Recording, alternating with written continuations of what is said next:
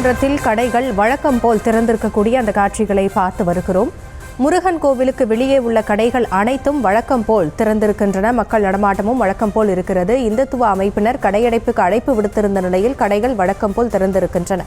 இது குறித்த விவரங்களோடு இணைகிறார் நம்முடைய செய்தியாளர் விக்னேஷ். விவரங்களை வழங்கலாம்.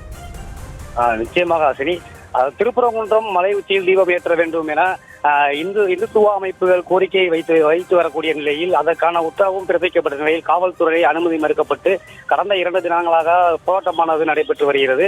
இந்த நிலையில் இந்துத்துவ அமைப்பு மற்றும் பாஜகவினர் திருப்பரங்குன்றம் சுற்றியுள்ள அனைத்து கடைகளும் அனைத்து பொதுமக்கள் எதிர்ப்பு தெரிவிக்க வேண்டும் என கோரிக்கையாளர் வைத்து வந்தனர்.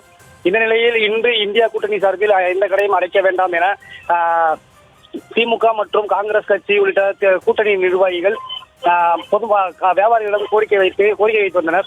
தொடர்ந்து இன்று பாஜகவினரின் கோரிக்கையை ஏற்காமல் பொதுமக்கள் இயல்பு நிலையில் அனைத்து கடைகளும் திறந்து வைத்து வியாபாரம் நடத்தப்பட்டு வருகிறது.